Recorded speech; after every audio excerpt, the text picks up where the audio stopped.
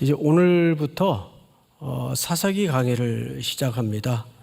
한 오래전에 일부 수요 예배 때 우리 여성도님들만 대상으로 나누었던 적이 있긴 한데, 이제 전체 성도들 앞에는 이 강의가 이제 처음으로 기억이 됩니다. 특별히 이 시대 앞에 또 개인적으로 굉장히 중요한 의미를 담고 있기 때문에 이번 기회에 함께 나누는 것이 좋겠다. 그래서 하반기 거의 걸릴 것 같습니다. 사사기 하면 많은 사람들이 그 공식적인 이미지를 압니다. 이스라엘 역사에 가장 참혹하고 또 공고했던 시대. 그래서 사사기에 딱 한 문장을 집어내라면 그때의 이스라엘에 왕이 없으므로 사람들이 각기 자기 소견에 옳은 대로 행하였더라. 아마 이 문장을 모두들 기억할 겁니다. 그런데 사실 사사기는 어쩌면 그래서 성경에는 가장 반전이 있는 책입니다. 오늘 제목이 뭐죠? 기계적 회개의 특징. 도대체 기계적 회개라는 게 뭘까요? 이게 사사기 패턴이에요. 잘못하면 하나님이 이런저런 모양으로 징계를 해요. 그러면 또 살려달라고 부르짖습니다. 그러면 또 하나님이 살려주세요. 도와주세요. 구원해 주세요. 그럼 또 넘어져요. 그러면 또 하나님이 징계를 하면 또 죽겠다고 살려달라고 그럽니다. 하나님이 또 살려주세요. 이게 사사기의 패턴입니다. 이런 걸 보통 우리가 기계적 회개라 그래요. 자, 그러면 그건 교회를 좀 다닌 분들이라면 누구나 아는 패턴일 텐데 굳이 그 얘기를 이 시대에 다시 할 이유가 있을까? 그래서 반전이 있습니다. 놀라운 것은 그럼에도 불구하고 100번 넘어지면 100번에서 한 번 더 일으키는 하나님, 기회를 주시는 하나님. 그러니까 우리의 끔찍한 죄악보다 하나님은 더 큰 성실로, 더 큰 집념으로 우리를 추적하셔서 일으켜내시고야 마는 하나님. 참혹한 역사만큼 가장 희망이 담아진 책이 사실은 사사기예요. 그런 굵은 이해에서 오늘 본문을 보면 우리가 하나님 앞에 어떤 태도로 서야 하는가에 대해서 해답을 찾을 수 있을 겁니다. 우리 1절부터 한번 볼까요? 1절. 사사기 1장 1절. 여호수아가 어떻게 됐어요? 죽은 후에 이제 위대한 지도자 여호수아가 죽었다는 말은 두꺼운 역사의 한 페이지가 넘어갔다는 얘기예요. 동시에 역사의 한 페이지가 종막을 고하면서 동시에 새로운 시대가 일어나고 있어요. 근데 이 새로운 시대가 그닥 희망차거나 기대가 되는 시대가 아니에요. 바로 그 시간이 사사기 시간을 맞이하게 됩니다.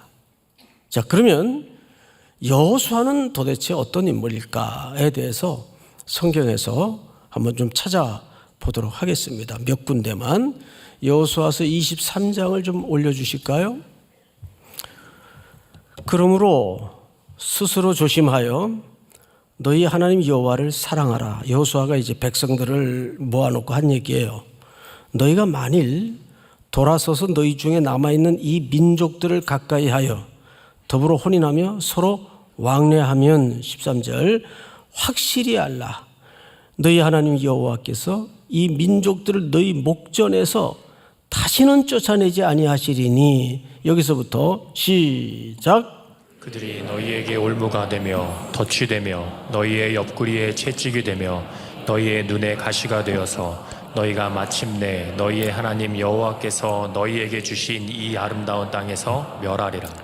14절을 보시면 이 얘기를 이때 한 겁니다. 보라, 나는 오늘 온 세상이 가는 길로 가려니와 너희 하나님 여호와께서 너희에게 대하여 말씀하신 모든 선한 말씀이 하나도 틀리지 아니하고 다 너희에게 응하여 그 중에 하나도 어김이 없음을 너희 모든 사람은 마음과 뜻으로 아는 바라. 그러니까 이 말은 사실 마지막 말씀이었습니다. 이제 여호수아는 곧 죽어요. 그리고 여호수아의 시대가 끝이 납니다. 근데 아직 가나안 땅의 정복은 많이 남아있는 상태입니다. 자, 다음 여호수아서 24장을 좀 봅시다. 이 일 후에 여호와의 종 눈의 아들 여호수아가 110세의 죽음에 여호수아가 죽죠. 그러니까 사사 시대는 여호수아가 죽는 그 즈음에 시작된 새로운 역사의 장입니다. 110세.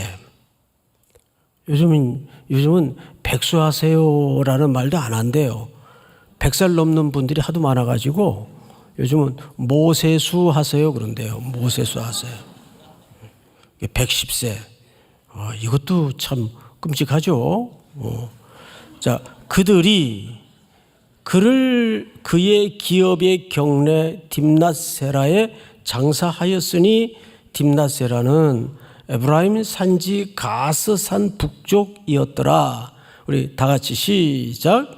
이스라엘이 여호수아가 사는 날 동안과 여호수아 뒤에 생존한 장로들 곧 여호와께서 이스라엘을 위하여 행하신 모든 일을 아는 자들이 사는 날 동안 여호와를 섬겼더라. 네, 그러니까 여호수아의 죽음이 아직 시대적으로 온기가 남아있는 때입니다.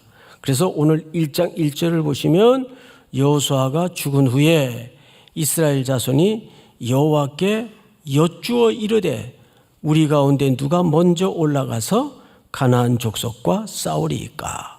그러니까 미완의 과제를 남겨진 백성들이 이제 마저 하겠다는 뜻입니다. 그러니까 아직도 여호수아가 죽은 지 얼마 안 되니까 여호수아에게 명령했던 가나안 정복의 역사를 여호수아가 죽음으로 손턴 겁니까? 계속 하겠다는 얘기입니까? 그렇죠. 계속 하겠다는 얘기예요. 그리고 자기네들끼리 의논해가지고 올라가는 게 아니라 지금 누가 먼저 올라가야 되겠습니까? 라고 하나님께 묻고 있어요. 아직도 여호수아의 통치의 여지는 잘 여기까지는 진행이 돼요.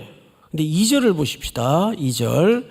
여호와께서 이르시되 유다가 올라갈지니라. 아주 하나님께서 명확하게 어느 지파가 올라갈 것을 명합니까? 유다가 올라갈 것이니라. 자, 여러분, 이제 모세의 시대도 가고 여호수아의 시대도 갔어요. 근데 이제 나머지 인물을 위해서 누가 먼저 올라갈까요? 그러니까 하나님께서 유다가 올라가라.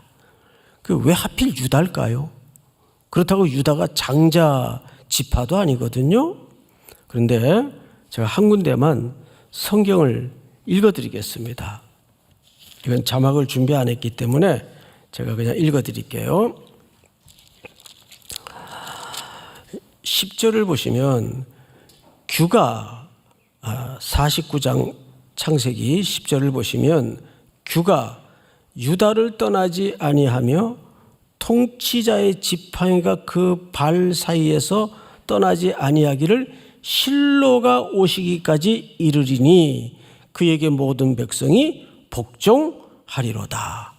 이 말은 야곱이 12 아들들을 불러 앉혀놓고 유언과 예언을 겸하여 베풀 때 유다 지파에게 한 예언이에요. 근데 여기 보니까 규가 이건 통치자의 지팡이죠. 유다를 떠나지 않을 거래요. 그리고 실로가 오시기까지 바로 떴네요. 예. 자, 우리 한번 같이 읽읍시다. 시작. 그가 유다를 떠나지 아니하며 통치자의 지팡이가 그 발 사이에서 떠나지 아니하기를 실로가 오기까지 이르리니 그에게 모든 백성이 복종하리로다. 이제 드디어 하나님께서 이제 역사의 전면에 하나님이 약속하셨던 구속의 은혜가 어떻게 본격적으로 시작될 것인가를 유다가 먼저 올라가라, 이 명령으로 드러내고 시작을 알리는 겁니다. 무엇의 은혜가? 하나님의 유다 지파 속에서 실로는 오실 메시아를 암시하고 있어요. 그 이야기를 드디어 시작하시는 겁니다. 자, 다시 오늘 본문으로 돌아가서 3절. 유다가 그의 형제 시몬에게 이르되 내가 제비 뽑아 얻은 땅에 나와 함께 올라가서 가나안 족속과 싸우자. 그리하면 나도 네가 제비 뽑아 얻은 땅에 함께 가리라 하니 이에 시몬이 그와 함께 가니라. 자, 사실 하나님은 유다 지파만 명시하여 올라가라고 했는데 그의 형제인 시몬 지파에게 유다 지파가 요청을 한 거예요. 우리 같이 가서 하자. 이 명령을 같이 수행하자. 자, 여기에 하나님의 일에 대한 함께함의 은혜, 연합의 은혜를 강조하는 거예요. 자, 여러분, 우리는 이걸 아셔야 됩니다. 하나님의 사역이나 하나님의 일은 항상 시편의 말씀처럼 형제가 연합하여 동거함이 어찌 그리 아름다운고. 그러니까 하나님의 일은 함께하는 게 복이에요. 또 함께 할 줄 아는 게 은혜입니다. 사실 함께하면 더 비효율적일 때가 많아요.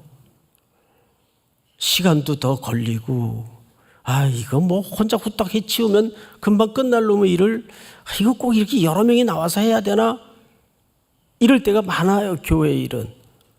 그런데 교회 일은 항상 언제 뜻밖의 은혜가 경험되어지냐 하면 못하는 사람, 잘하는 사람, 집이 먼 사람, 가까운 사람 할 것 없이 같이 할 때 놀라운 은혜를 주십니다. 그래서 밥도 혼밥하지 마세요. 오늘 점심에는 꼭 누구랑 같이 하세요. 참 신비스러운 게 그리스도께서는 우리를 그리스도의 뭘로 부르신 겁니까? 몸으로 부르셨어요. 몸은 다 같이 있어야 온전한 몸이 됩니다. 함께 해야 온전한 몸이 됩니다.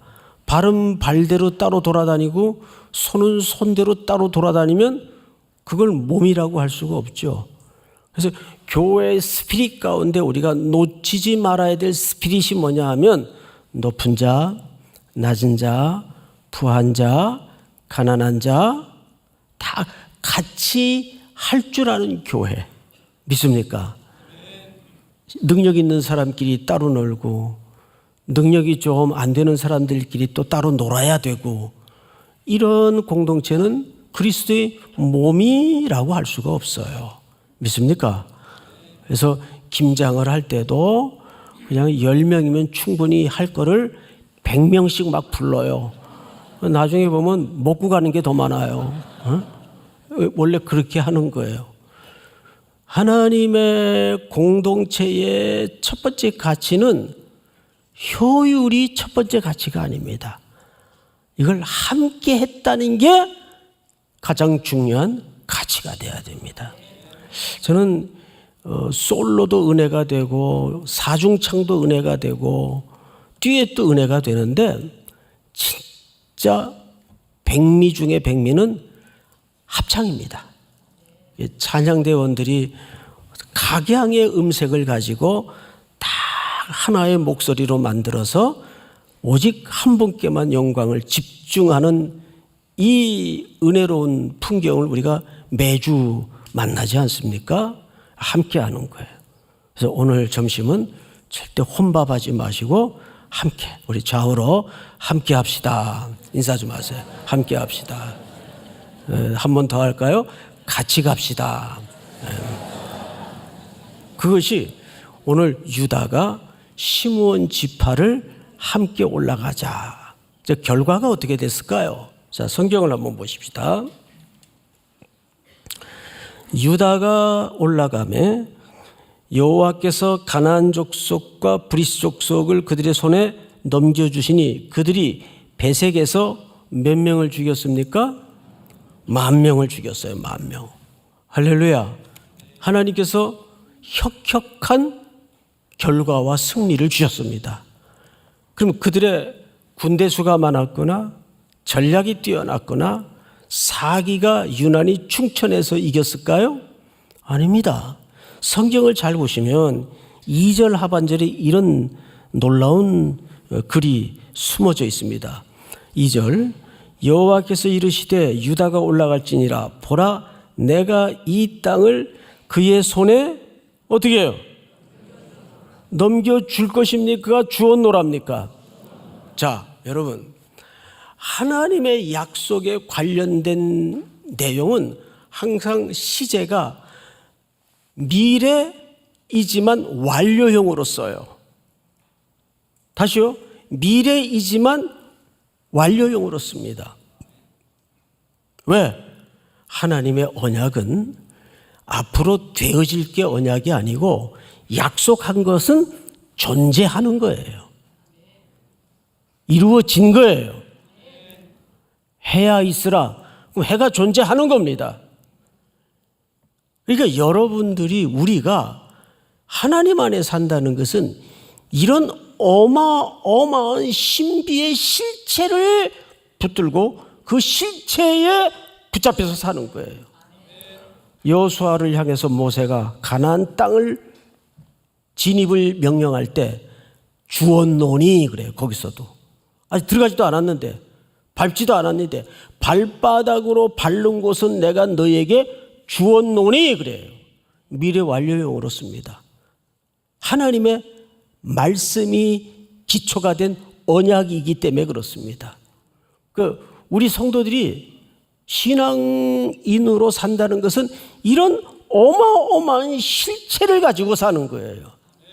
그러니까 표정들을 늘 그렇게 오두고두하게 다니면 안 돼요.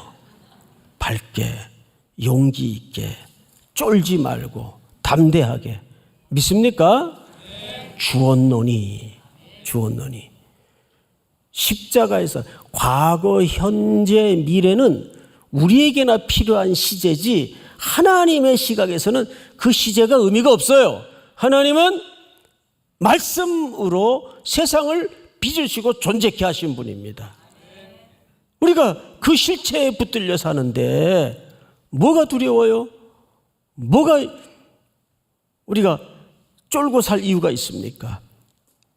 그런 용기로 그러니까 이스라엘 백성들이 승리를 한 것은 이미 하나님이 약속하신 거예요. 그래도 두 분이 안 믿는 눈치예요. 그래서 신명기 7장을 한번 띄워주세요. 네 하나님 여호와께서 너를 인도하사 네가 가서 차지할 땅으로 들이시고 네 앞에서 여러 민족 헷 족속, 기르가스 족속, 아모리 족속, 가나안 족속, 브리스 족속과 히위 족속과 여부 족속 곧 너보다 많고 힘센 7 족속을 쫓아내실 때 2절 시작. 내 하나님 여호와께서 그들을 내게 넘겨 내게 치게 하시리니 그때 너는 그들을 진멸할 것이라. 그들과 어떤 언약도 하지 말 것이요 그들을 불쌍히 여기지도 말 것이며 3절 또 그들과 혼인하지도 말지니 네 딸을 그들의 아들에게 주지 말 것이요 그들의 딸도 네 며느리로 삼지 말 것은 4절 시작. 그가 내 아들을 유혹하여 그가 여호와를 떠나고 다른 신들을 섬기게 하므로 여호와께서 너희에게 진노하사 갑자기 너희를 멸하실 것임이니라. 이 내용이 가나안 땅에 들어가기도 전에 모세가 하나님의 백성들과 여호수아에게 했던 명령들이에요. 마지막으로 5절 오직 너희가 그들에게 행할 것은 이러하니 그들의 제단을 헐며 주상을 깨뜨리며 아세라 목상을 찍으며 조각한 우상들을 불사를 것이니라. 이러한 우상 척결을 하려면 하나님이 가나안 땅에 드리겠다는 얘기입니까? 우리의 노력의 여부에 따라서 될 수도 있고 안 될 수도 있다는 얘기입니까? 드리겠다는 얘기 아니에요. 그러니까 하나님의 약속은 그래서 미래이지만 완료형으로 언제나 소개를 하는 겁니다. 자, 그런데 다시 오늘 본문으로 돌아와서 10,000명을 죽였어요. 5절. 또 베색에서 아도니 베색을 만나. 여기 베색은 지명이고 아도니 베색은 그 지역의 군주, 리더, 총사령관을 얘기하겠죠. 그러니까 이 사람, 이 사람의 이름이 아니고 아도니 베색이라는 말은 베색 지역의 군주, 총사령관, 그 이름이 아니에요.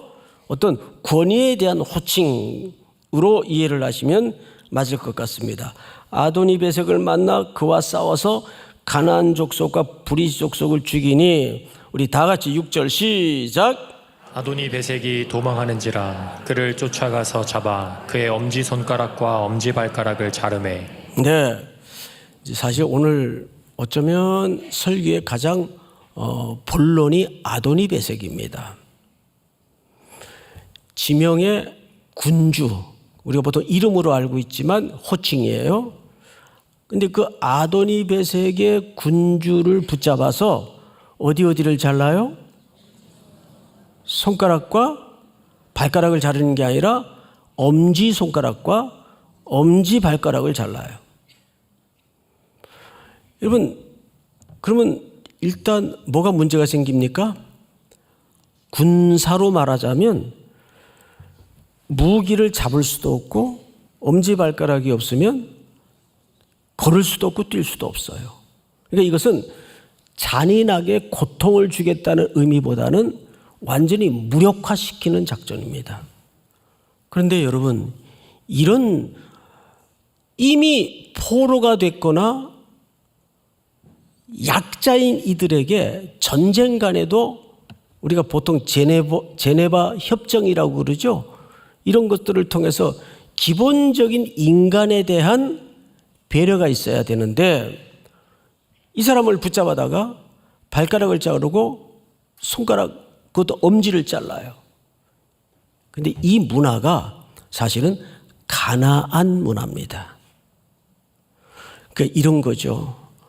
이들은 자기들도 모르는 사이에, 이스라엘 백성들은 자기들도 모르는 사이에 격한 사느냐 죽느냐의 전쟁에 떠밀려서 자기들도 모르는 사이에 놀랍게도 가나안화 되어가고 있다는 겁니다. 2장 넘겨서 11절을 보세요. 이스라엘 자손이 여호와의 목전에 악을 행하여 바알들을 섬기며 애굽 땅에서 그들을 인도하여 내신 그들의 조상들의 하나님 여호와를 버리고 다른 신들 곧 그들의 주위에 있는 백성의 신들을 따라 그들에게 절하여 여호와를 진노하시게 하였으되. 자, 여러분, 이들이 바로 뭐에 빠져들어가고 있습니까? 우상 숭배의 가나안 문화 대표적인 신인 바알에게 절하는 행태로 삶이 물들어가고 있어요. 우리 보통 그런 말 쓰죠. 악마를 잡으려다가 뭐가 된다고요? 악마가 되는 경우가 있어요.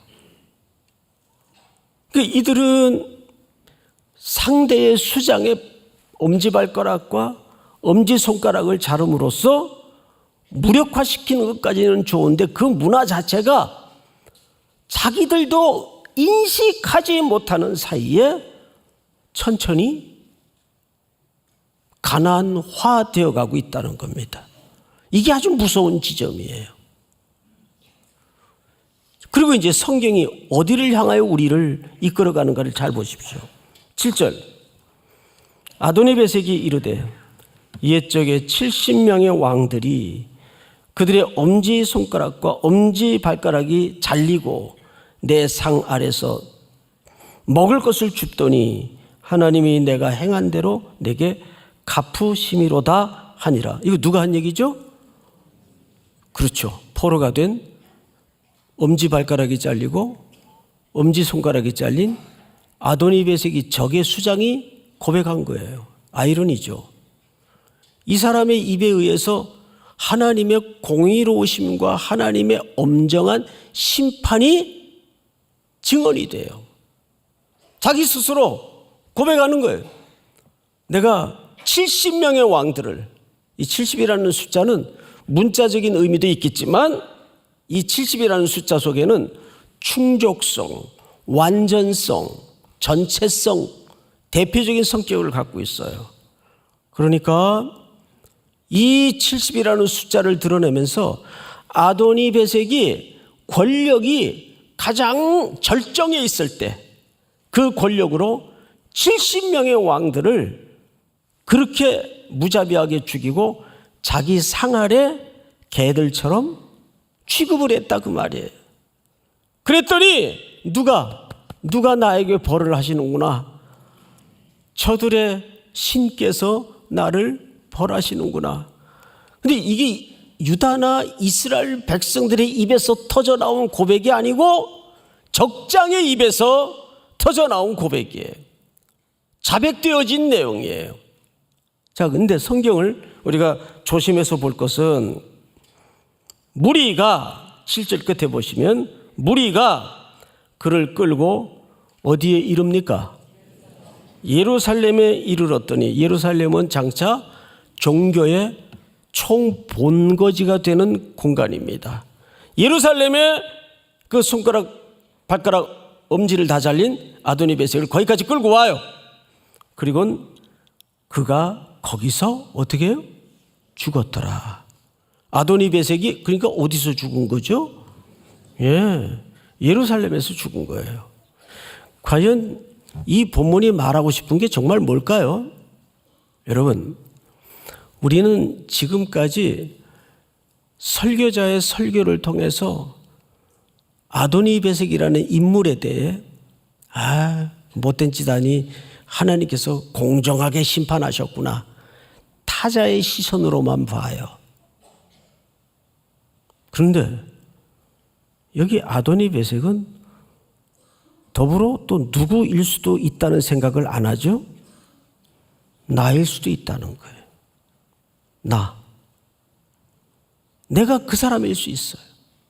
나도 모르게 전쟁을 치르는 과정에서 가나안화되어 가듯이. 그러니까 예루살렘에서 죽었어야 될 사람은 누구라고도 할 수 있냐면 나의 모습일 수가 있어요. 근데 거기서 대신 죽은 분이 계세요. 우리 골로새서 1장을 한번 띄워주실까요?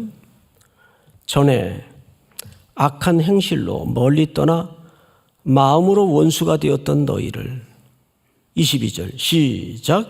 이제는 그의 육체의 죽음으로 말미암아 화목하게 하사 너희를 거룩하고 흠없고 책망할 것이 없는 자로 그 앞에 세우고자 하셨으니. 내가 달려야 될 그 십자가에 우리 예수님이 대신 끌려오셔서 갈보리 언덕에 세워진 그 십자가에 죽으셨어요. 그러니까 여기 아도니베섹은 또 다른 누군가 타자가 아닙니다. 또 죄악에 넘어지고 용서해 주시면 또 넘어지고 아주 끈질긴 우리 속에 악의 본능이에요. 이 예루살렘에 죽었을 사람은 바로 우리들입니다. 거기에 만왕의 왕 되신 예수 그리스도께서 십자가에 대신 대속의 죽음을 죽으신 겁니다. 믿습니까? 오늘 우리는 이 말씀을 통해서 회개란 뭘까? 회개란 내가 하나님께 돌아갈 실력도 없고 의지도 없다는 걸 깨닫는 거예요. 회개는 누가 돌아와야 돼요? 하나님이 내게 돌아오셔야 돼요. 우리는 그럼에도 넘어진 자리에 골백 번 또 넘어질 수밖에 없는 우리 악한 본성 앞에 우리는 고개를 들지 못하면서 내 안에 내 죄 때문에 신음이 삐져나오듯 그 고백을 우리는 눈물을 떨구고 하나님 앞에 회개를 한다는 것은, 오 하나님, 십자가의 공로 없이는 여지가 없는 죄덩어리입니다. 십자가에서 나를 떨어뜨리지 말아 주시옵소서. 어쨌거나 하나님의 언약에 묶여있는 언약의 백성으로 나를 끝까지 붙잡아 주시옵소서. 우리가 회개할 능력이 없어요. 예수님이 나를 붙잡아야 돼요. 내가 넘어진 횟수보다 나를 언제나 한 번 더 일으키시는 그 예수님의 십자가의 공로 앞에 늘 서 있어야 됩니다. 이 시대가 그렇고 내 삶이 그래요. 우리 찬송가 가사에 보면 주 떠나가시면 내 생명 헛되네. 할렐루야. 우리 다 일어나셔서 우리 찬송가 446장